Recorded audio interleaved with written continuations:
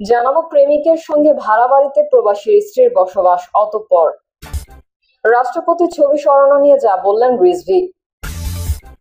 এবং সর্বশেষ জানাবো মাই টিভির চেয়ারম্যানকে গ্রেফতার প্রশ্নে যা বললেন স্বরাষ্ট্র উপদেষ্টা। এতক্ষণ শুনছিলেন সংবাদ শিরোনাম, এবারে বিস্তারিত। তবে তার আগে অনুরোধ থাকবে আমাদের চ্যানেলটি সাবস্ক্রাইব করে বেল আইকনটি ক্লিক করুন।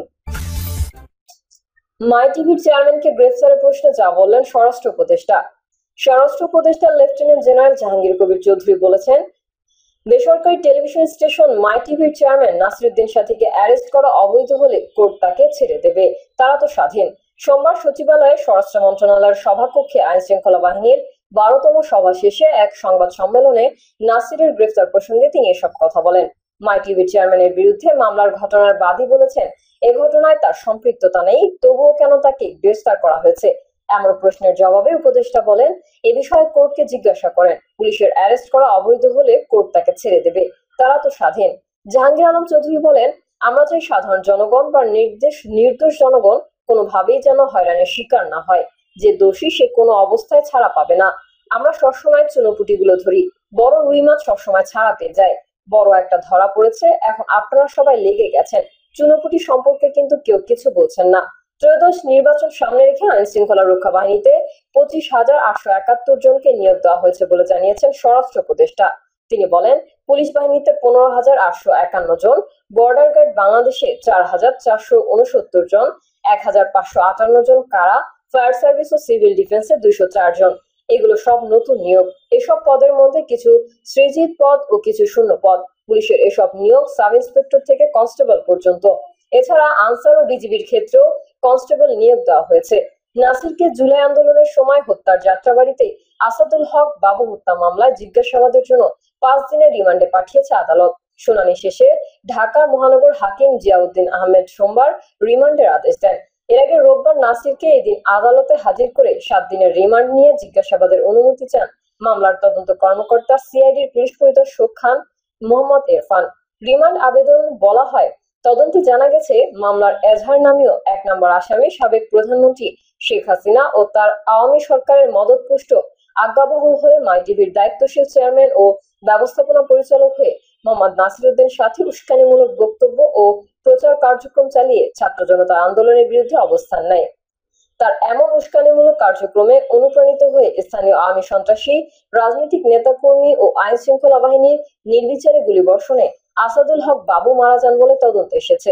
তদন্ত কর্মকর্তা তার আবেদনে বলেন, তদন্তে উঠে এসেছে মাই টিভির চেয়ারম্যান ও ম্যানেজিং ডিরেক্টর পদের নাসিরুদ্দিন সাথী সাংবাদিকতার পেশায় গুরুত্বপূর্ণ পদে নিয়োজিত ও দায়িত্বে থেকেও তার অনৈতিক প্রভাব ও প্রতিপত্তিতে দলীয় এবং ব্যক্তিগত স্বার্থে সাবেক সরকারের আজ্ঞাবহ হয়ে বিরোধী দলমতকে প্রত্যাখ্যান করেছে। প্রকৃত ঘটনা, অজ্ঞাতনামা আসামিদের পরিচয় শনাক্ত করার জন্য ও রহস্য উদ্ঘাটনের জন্য তাকে রিমান্ডে নিয়ে জিজ্ঞাসাবাদের প্রয়োজন। গোয়েন্দা পুলিশের একটি দল রোববার নাসিরুদ্দিন সাথীকে তার গুলশানের বাসা থেকে গ্রেফতার করে। রাষ্ট্রপতির ছবি সরানো নিয়ে যা বললেন রিজভী।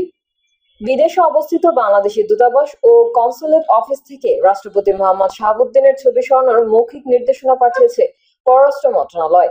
ওই নির্দেশনা পাওয়ার পর এরই মধ্যে কয়েকটি দেশের বাংলাদেশ দূতাবাস থেকে রাষ্ট্রপতির ছবি সরিয়ে ফেলা হয়েছে।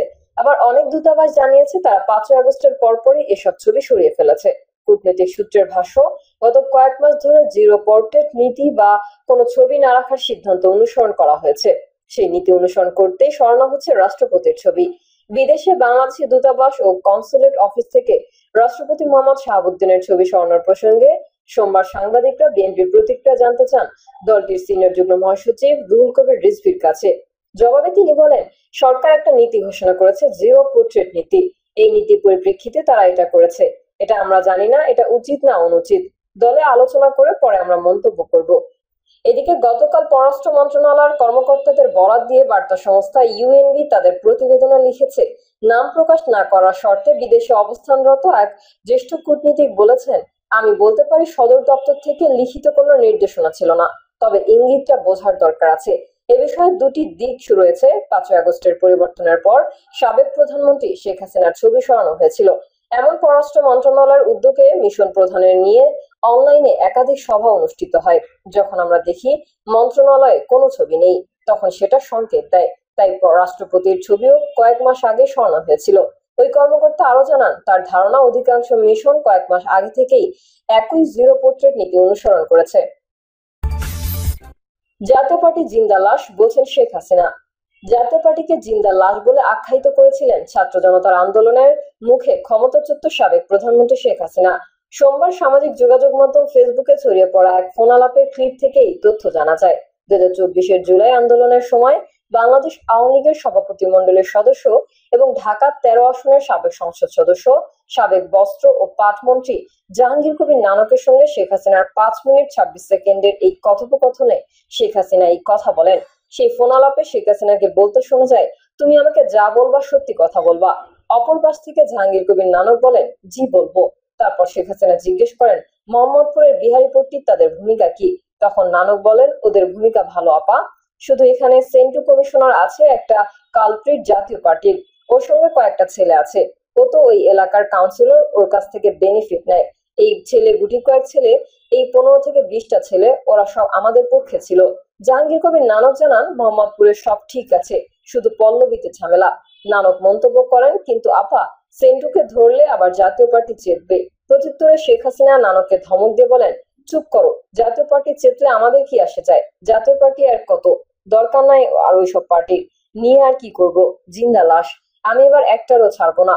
অপর পাশ থেকে নানক বলেন, একেবারে সাইক্কা ফেলতে হবে আপা।